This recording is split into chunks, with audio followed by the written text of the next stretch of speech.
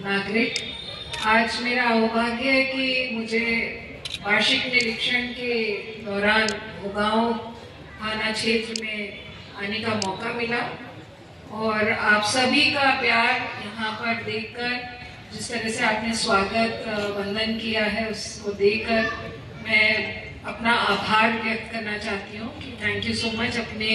व्यस्ततम समय से आप समय निकाल कर आए और यहाँ हमारे साथ एक परिवार के जैसे सम्मिलित हुए। तो ये एक इसी बात का संकेत है और इसी बात को इंगित करता है कि पुलिस और पब्लिक के बीच में पहले हुआ करती थी, तो वो अब कमी उस दूरी में अब जो है नो लॉन्गर उस तरह की दूरी है। आपस में एक पुलिस और पब्लिक एक दूसरे के लिए मजबूत समाज के मजबूत अंग बनकर खड़े हुए हैं और जो अच्छा नागरिक है, जो सच्चा नागरिक है, जो लॉ अबाइडिंग नागरिक है, उसके लिए हम एक बहुत मजबूत कड़ी के रूप में खड़े होकर सामने आना चाहते हैं। हम अपनी छवि उस प्रकार की बनाना चाहते हैं कि हम एक पीपल्स फ्रेंडली पुलिस हैं, ना कि कोई दहशत करने वाली, पर दहशत डेफिनेटली क्रिमिनल एलिमेंट्स के लिए, एंटी सोशल एलिमेंट्स के लिए। तो जो हमारा आम नागरिक है, जो हमारा लॉ अबाइडिंग नागरिक है, उसके लिए हम अपना पूर्ण सहयोग देना चाहते हैं और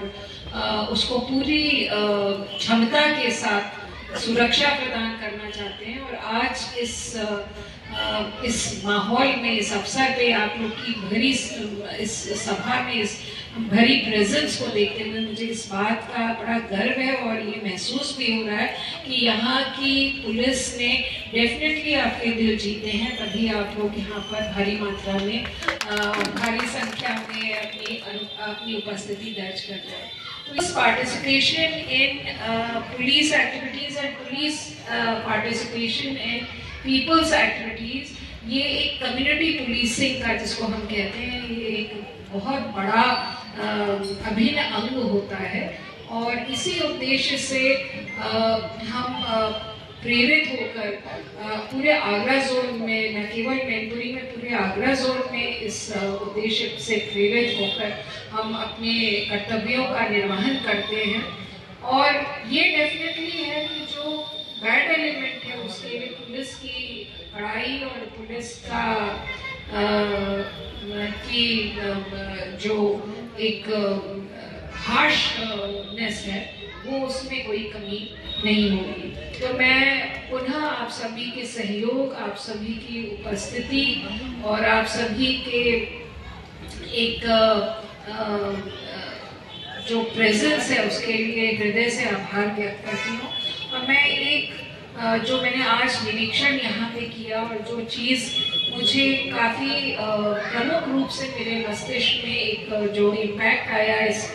थाना क्षेत्र का, और मैं कई बार क्राइम का जब मैं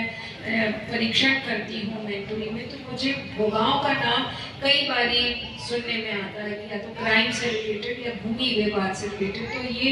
आज मेरे निरीक्षण का सार यही था कि यहाँ पर भूमि विवाद काफ़ी हैं और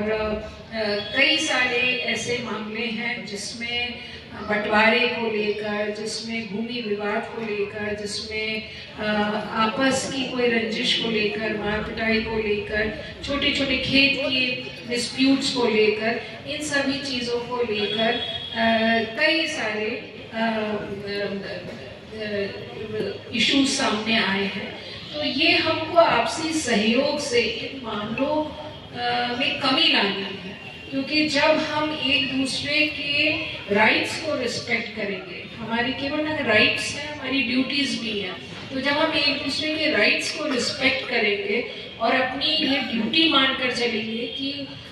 जैसे हमारे अधिकार है वैसे ही दूसरे के भी मौलिक अधिकार हैं और हम किसी के भी मौलिक अधिकारों पर अतिक्रमण नहीं कर सकते हैं। तो जब ये चीज़ हम अपने अंदर इसको धारण कर लेंगे, अपने मन मस्तिष्क में इसको धारण कर लेंगे, तो मेरे ख्याल से एक्सेप्टेंस जब इस बात का आ जाएगा तो जो विवाद की जड़ें हैं वो समाप्त होने लगेंगी। और आप सभी यहाँ पर संभ्रांत लोग हैं, तो मैं आपसे अपेक्षा करूँगी कि आपके समाज के, गांव देहात के जो लोग हैं, उनमें आप रोल मॉडल्स के रूप में उतरे, पुलिस के सहयोगी बन के उतरे और उनको काउंसिल करें, उनको उनके बीच जो मतभेद हैं और जो वैमनस्यता है उसको